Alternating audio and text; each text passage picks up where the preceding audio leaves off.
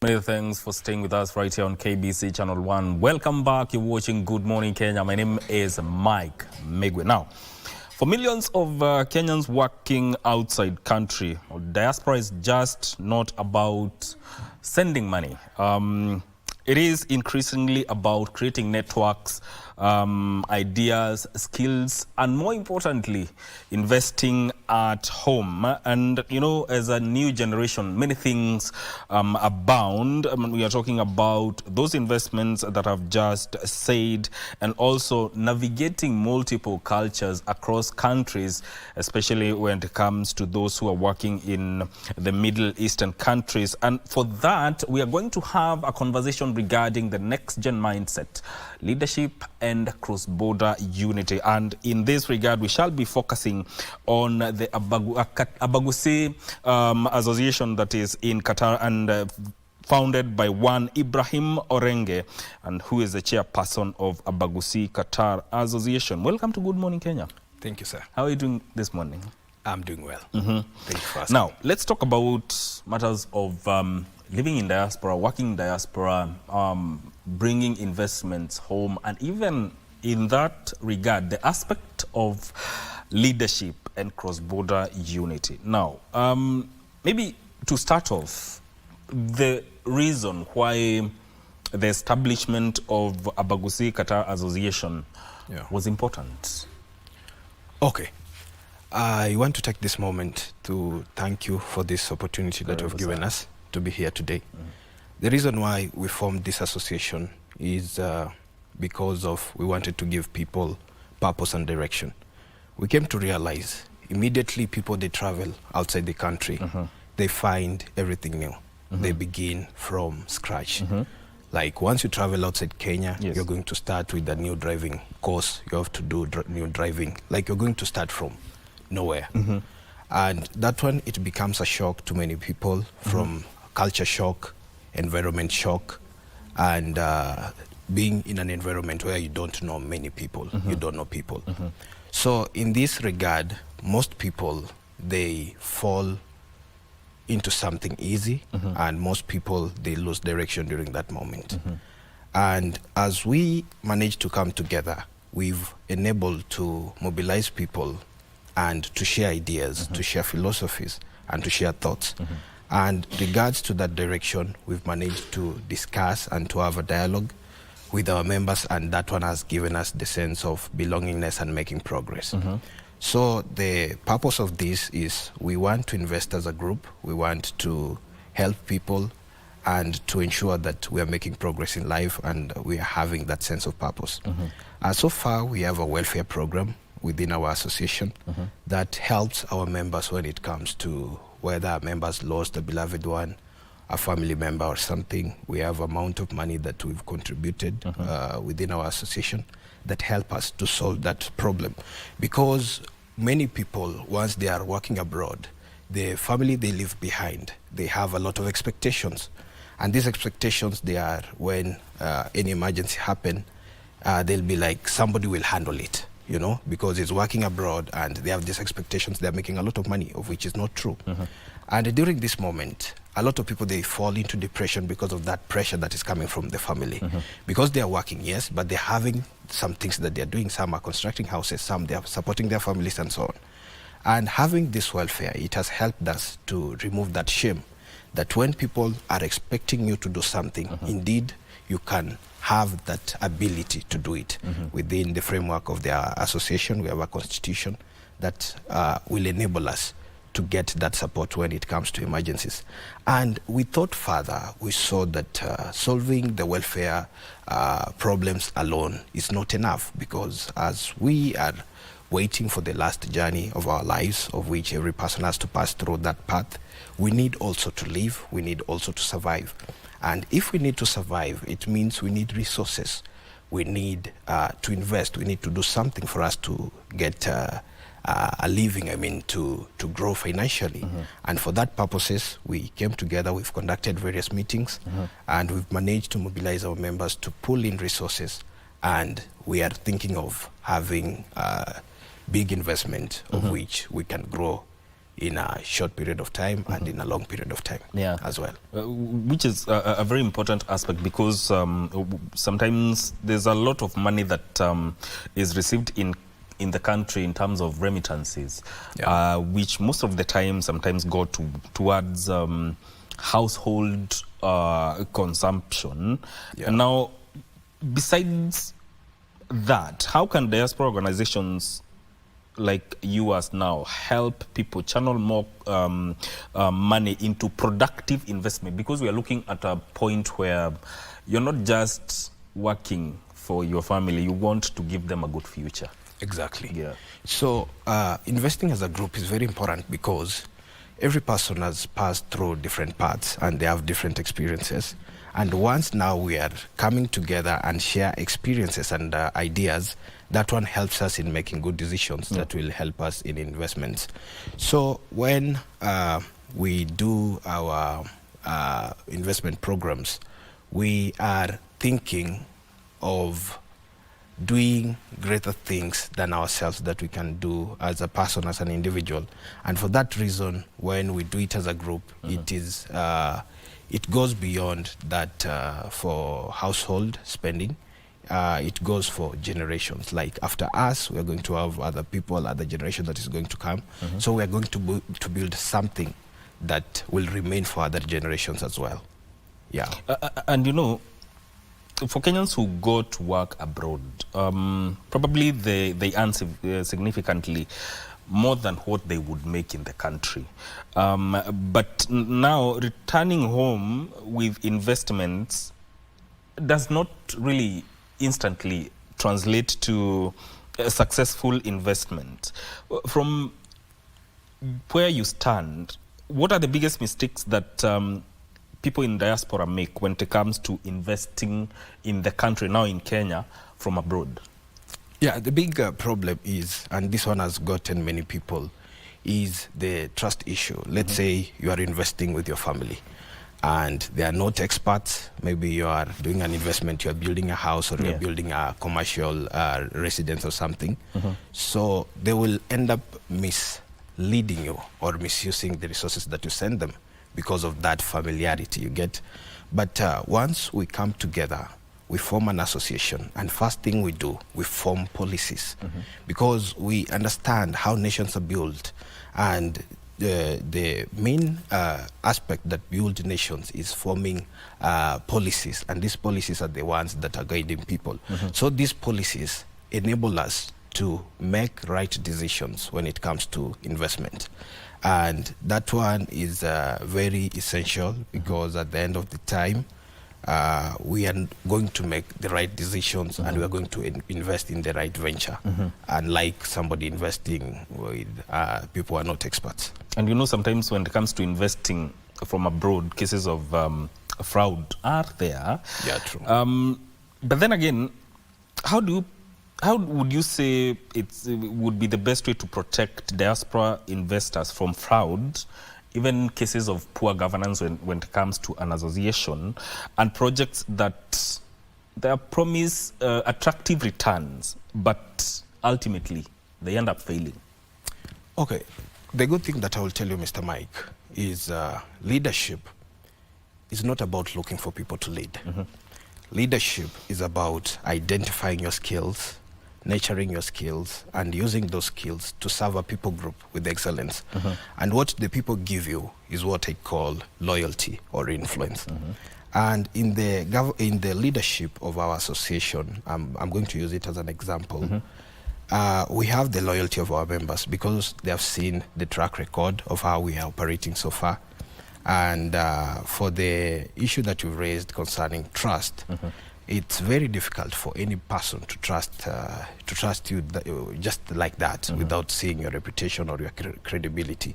So what we've done as the leadership of the association, we took time, first of all, to engage our members and to ensure in all things that we do, every person is being involved. So we have events and we have meetings very regularly, maybe during the Fridays, during the weekends when people are not at work. And during that time, all that we are doing is engaging them in conversations that are going to help us to think the same way.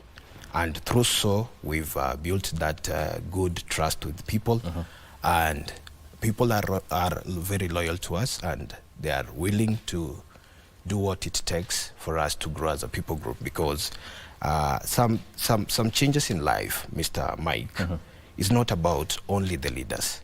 Is where it comes to every person becoming purposeful and every person rolling back their sleeves and ensure that they commit to grow together and leaving none behind.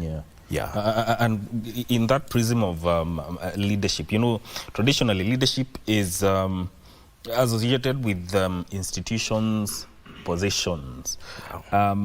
Now, when we talk about the next generation of people who will be working or are working abroad, how should they view leadership? Should it be measured by their ability to create opportunities, solve problems, mobilize communities, or just by mere fact of having a leadership position? Leadership, it goes beyond just being a leader, because leadership is a calling. And when we read the good book, for example, the Bible, and we look at the great leaders who have been there in history, I will use an example of a man like Samson. We had Samson in the Bible. And there is a place where I was reading the scripture where Samson would use the bone to fight over thousands of men. And for that reason, after finishing fighting using the same bone, the good book do say he threw it away. And for that reason, when you look at to the generation that we are right now, where leaders, they are using their own instinct to lead a people group, because leadership is very important. Mr. Mike, I want to tell you that for you to be here today, there is somebody who led you over here. For any person who is in abroad, for any person who is in Qatar, for instance, there is a person who led them there. A leader will always lead a people group into a certain realm, like into a certain position. And a leader is a person with visions and with the ability to move people into another level. But we come to find there are some leaders that, because of resources that they have, they don't have that mantle, they don't have that fire that burns their bones, that helps to move people forward. They go without ideas, without proper manifesto, and they bribe people, for example, to elect them into those positions. But at the end of time, they don't bring that much impact into the society. Because for results to happen, leaders have to make those results to happen. It's a leader who lead people into somewhere. And when God wants to save a people group, he introduces the right leader, and through that leader, he will save a people group. That's what happened to Moses, and that's what has happened to other communities as well. So when God wants to destroy also a people group, he introduces a bad leader, and this bad leader is the one that will drive people into a pit, because people at the end of the day, they will follow the leader. And if the leader is blind, if the leader is dull upstairs, he will end up driving people into the pit. So leadership, it plays a very huge role as far as society is concerned, as far as associations are concerned. And I support the idea that leadership, it's beyond just being elected. It's beyond just being visionary. It takes you being a big thinker, and also engaging other people and ensure you're moving into the same direction. When you look at your association, it's built around the Abagusi identity, but then again, it operates on a broader Kenyan diaspora. How do you preserve cultural identity and community solidarity without allowing ethnic identity to undermine that sense of Kenyan unity, especially living in another country? Okay, and I'll go back to the example that I was giving for Samson. In leadership, when God has called you to lead a people group into another level, he will give you a strategy, right? That is what he gave Samson, because we see Samson is using a bone to fight, and he won that fight. And that bone, if another person will use that bone to fight that fight, maybe he cannot win it. When we come to Moses, Moses was given a strategy. He was given a it was a walking stick. And through that walking stick, he parted the sea and they crossed in between. So in our association, we have a strategy, and our strategy is not about our ethnicity alone. This, first of all, for the beginning, because, you know, you can't influence people until you have their attention. And the first thing that we wanted to give our members is that sense of belongingness. And once they get that sense of belongingness, that they belong somewhere, and we have the strategy now to open, to start involving other communities as well, because in our association we have different types of membership. We have our regular members as well. We have associate members, and associate members are members who belongs to other communities. So it's not exclusively for the Abagusi only. And we have ensured that we create some chances that enables us to be together. For example, we have a football team. We have both for males and females. And in our football teams, all people are allowed to play in our teams, both from all ethnicity group that we have. And in the investment as well, we have allowed other communities to join us. And in that sense, we build that unity beyond ourselves. But for the purpose of focusing with Abagusi, it was for the strategy to get the attention of people. And immediately we started getting big numbers of people and attention of people, we started having other people who have the same sense of purpose, because the main thing is purpose beyond ethnicity. Yeah, as long as we have the same purpose, as long as we are speaking the same language, the same visions, and we understand what we're trying to do, we allow you to be part of us. So when when it comes to diaspora associations, you know, they can mobilize capital, expertise, and even international networks. What do you think? Should the Kenyan government treat them as strategic development partners as opposed to primarily sources of foreign exchange and just remittances? Exactly.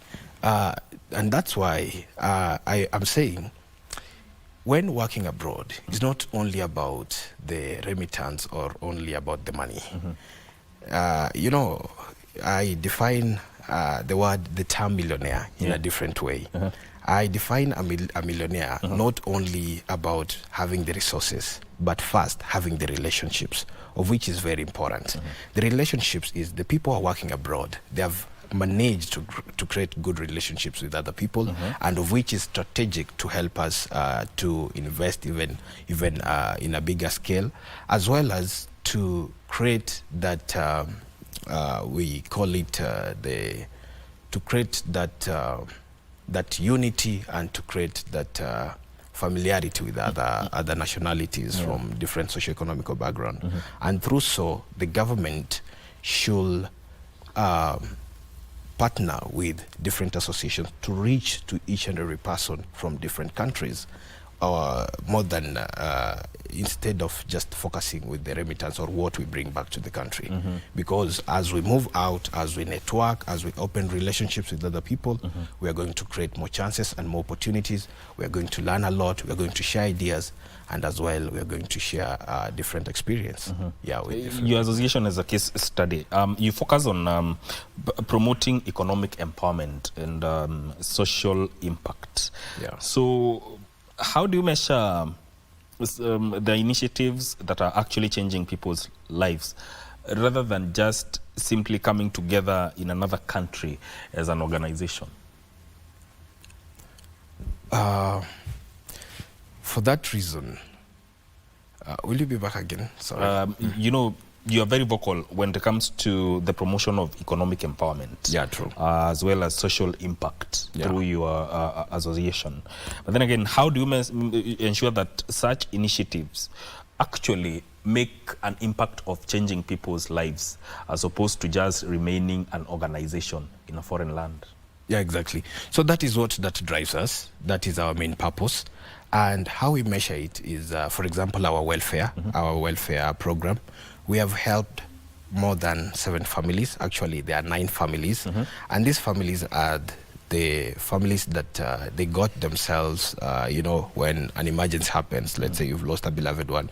We ensure that we send people and we give you the resources that will enable you to go through that period in life, yes. as well as we send people to come and represent us during those, let's say there is a funeral services in your home or something. And for that reason, we are creating that sense of, you know, support. We're giving that social support. As well as we have some skills. We have partnered with some institutions. We are offering skills to some of our members. There is we have some photographers in our community. And once we sense there is a talent somewhere, we empower that talent. Yeah. So for that reason, that's how we are measuring that. Indeed, we are bringing impact to a people group rather than existing just as an association. If your association was given a chance to advise the government on one policy that would make maybe unlock even greater economic contributions for Kenyans abroad, what would that be? I will encourage the government, first of all, let us understand the need of the people.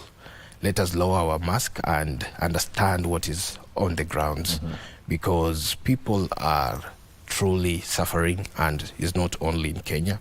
Even we've had other Kenyans who are being taken to Qatar by fake job promises. Yes. And once they arrive in Qatar, they lack the jobs that they were being promised. They lack the resources. You find most of them, they are in the house. They don't have anything to eat.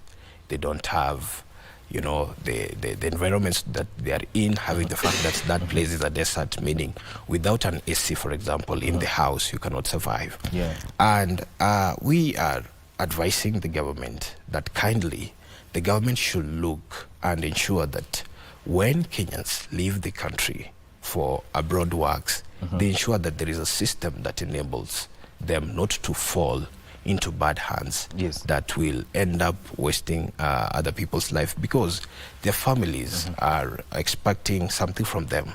And for this reason, we have a lot of people are suffering, and they're undergoing a lot, and this one is a pain to the people group. And the government it should have structures and systems to ensure that it involves people, yes, when making policies and when making decisions. Yes. Yeah. Very important. I want us to close with this. For those people who want to work abroad, not only in Qatar, but various parts of the world, what is that one thing you need to tell them in as far as belonging to an association is concerned, a diaspora organization from their country? Yeah, what I will tell them is unity is power. Unity is power. And once you move outside your country, you need to have that sense of belongingness. But that if you won't find a people group that will welcome you and give you that sense of belongingness, you're going to fall for anything. And most people, once they lack that belongingness, because over there you are working, and most time it's every person is busy with their work. And for that reason, you may lack to get a people who will understand you much better.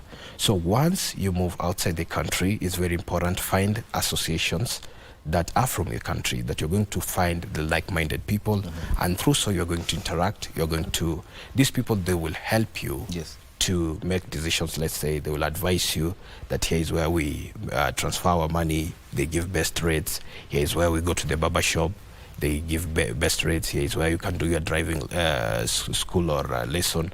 For that reason, you're going to save yourself, like financially, and as well you're going to save yourself from making errors or problems, because once you get to in a new environment, actually you know nothing, right?